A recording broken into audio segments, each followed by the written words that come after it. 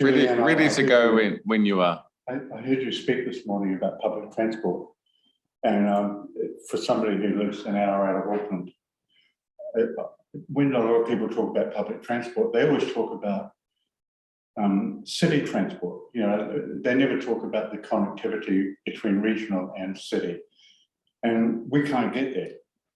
You know, I work most of my life, my film work is in Henderson and those sort of areas, but I can't get there without driving an hour and a half. So I spend 3 hours a day in a car, and the rail line goes right past. Yeah. and nobody talks about, this is the first time I've heard people talk about regional rail and the connectivity really. So thank you. Barry, we've allocated you 5 minutes, so you gave him 15. 15 minutes, sorry. 15 minutes.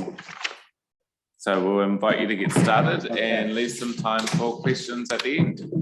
This is it.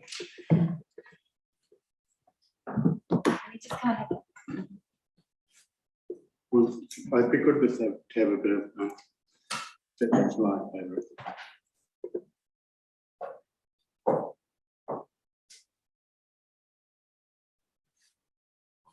What I have to do is it's got its own IP address. Because one of the things I wanted to do with the model was these solar panels on the top of the model actually work. And so they power the battery pack, which then powers maybe a little less than that. Yeah, that's good. Just here is good, yeah. So the point I was trying to get at with this model is that this functions, you know, this actually makes the operating system work really. When it goes through crossings, there are warning lights. Oh, that's okay. When it's at the station, there's lighting for the people getting on and off. And then what we've done is we've put different color temperature interior lights, so that when you're coming home late at night, you know, right after a party in Auckland, you maybe want a soft, you know, something like soft midnight blue. But in the daytime when you're working, you maybe want a higher light. But a lot of that detail's on the website, and I don't know if you've looked at that as well.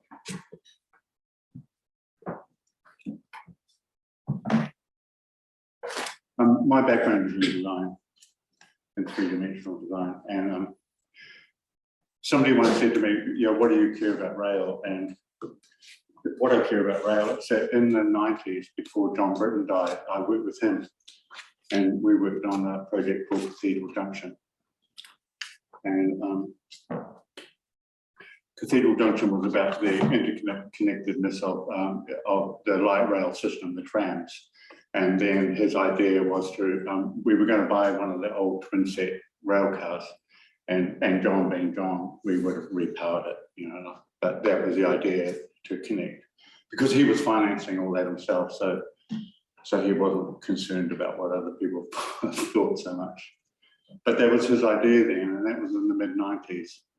And we were looking at all the stuff that we were looking at was sort of 19th century, early 20th century, you know, because that was the age of the buildings that he bought, you know, for Cathedral Junction. So, but then I thought, what's going to make the car? It's not good enough to just bring in old stuff from offshore all the time. You know, like, because all we're doing is saying to people, you're going to pay money for this, but actually it's pretty rubbish. And it's slow, you know, it's like Tahuya, it's really slow. And if a lot of that details on the website, like as I said, and the idea is to give it traction, not to run, you know, for steel on steel for a freight train is really, really good, because a freight train doesn't matter that it takes half an hour to get up to speed, but a rail car does matter, you know. And so all of that technology that I'm talking about in the concept is to do with functionality and to make it better than a car. You know, like to have things on board that make it easy for you to work, to relax, to, you know, to have all of that stuff that you can't do in a car. I spent 12 hours driving down here yesterday. It's a mess at the whole country. is full of roadworks from beginning to end. Where are you There's from? machinery everywhere, and I cannot catch a train. You know, I cannot, even if I could catch a train from the Strand or whatever it's called, it's not even near Britomart. I can't, and Britomart's no good to me because there's no train running from where I am to Britomart. So friends of mine who were going to come down here for a holiday over Christmas, they looked at the idea from Wellsford of, they thought that'd be great. We'll catch the buses to Britomart and then do the walk to the Strand, or catch a cab. By catching the earliest bus and spending 2 hours, they arrive quarter of an hour later than the train leaves for Wellington. So it's not connected. You know, there's no connection. Whereas what I'm saying is that the rail tracks here, this government's done a really good job, I must say, with the Northern Line is fantastic now. It was rotten about 2 years ago. We walked it. Every second sleeper was rotten.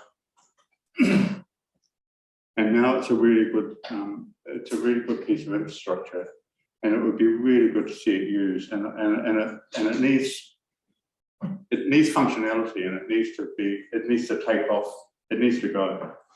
And it needs to be, electric drives the way to do it. So, yes.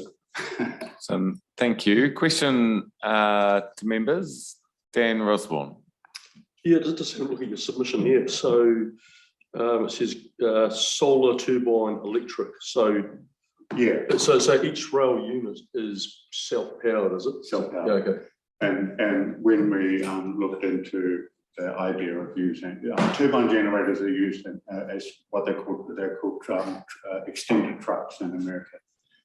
Designed by a New Zealand guy who comes from Darwin, called Ian Wright, who set up Tesla with Elon Musk.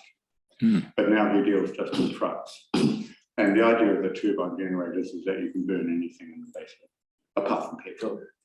But when I first looked into the research for those generators, I talked to the guy who recycles the fish and chip oil from Wellsford, and there's more fish and chip oil processed from Wellsford, just in that one town, than you need to run a daily service door.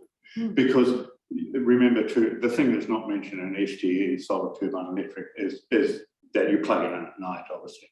And the calculations are still early days here because it depends on the final, how you'd finally design it. But it's looking like you'd actually probably, if you charge a rail pallet this up overnight, you'd probably do that run talk without using the turbine generators. But if you say red to from array, you turn them on. Thank you, Julian Gita. Just wondering if you and your organisation have thought much about new track alignments, like obviously from the north of Auckland, having to go all the way around the west is quite a detour. Oh, look, don't get me started. That central rail loop to me is a disaster.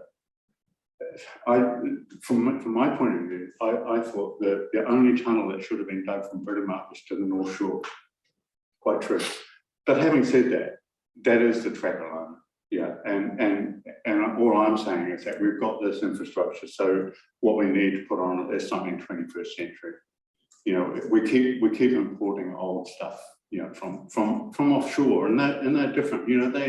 They have long straight lines and wider gauge and all that stuff, and we're bringing them in and putting new bogies on them and saying, that's good enough, and it's not good enough. It's when Auckland ordered their trains, I heard a reporter from Radio New Zealand was in I think it was St. Sebastian, where they were being made, and without a hint of irony, he said, I'm looking at the wheels, and the wheels are made the same way they were made over 100 years ago. And I said to my partner, I'll just go out and polish the wooden spokes on the Commodore. We wouldn't put up with that with a car. We wouldn't have wooden spokes, in a car. So why are we saying that it's fantastic that we've got 120, 150-year-old technology driving the trains, Yeah. The thinking is around the wrong way, I think. So where would you see this being manufactured? Oh, here. Here in New Zealand? You know who would make it? Well, lots of people would make it, obviously, but the bodywork would be the people who make America's Cup boats. Hmm. It should be like that. It should be aerodynamic. You know, I watched that America's Cup boat come out of the water, and the reflection in the bottom of the boat was as pure as the water itself. Mm. You know, and that's what I'm saying. This should go through the landscape and reflect the landscape. And when I first started this in 2009, I went back to university. I was 59. I'm 71 now. I went back to uni to learn CAD and, you know, learn how to do it all. And I don't know who here remembers Ray Columbus, but he came on board, and he was my mentor really. And he took the idea to John Key, who didn't like Ray at all, and gave John the first model that we made. It was about that long, carved wood, and it was really beautiful, and it actually sums up a lot of what's still here. And I don't know what ever happened to it, but the point is that it should be, you know, then that got handed on to Stephen Joyce, and Stephen Joyce actually responded in a fantastic way and got us into Kiwi Rail, and it died a death at management. Excellent. Well, can I thank you for your time? Thank you. We have come to the 15-minute allocation, and appreciate your travel to Wellington, Yeah. and look forward to the journey ahead. Tēnā koe. Thank you.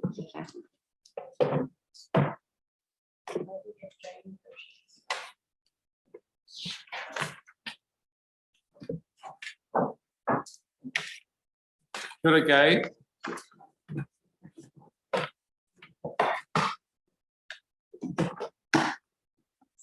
Very good. Thank you. Kia ora, Gabe. We'll just get you to accept panelist status. You start There very you go. early, Julia. Yeah, that's why I went. That was very early for me to even be listening to the radio. So. Children, it's about 4 a.m. No. I was on RNZ at 6:15. But the baby woke up at 5:06, so it was actually kind of good. Like I went and put her in the bed. Kia ora. Thank you.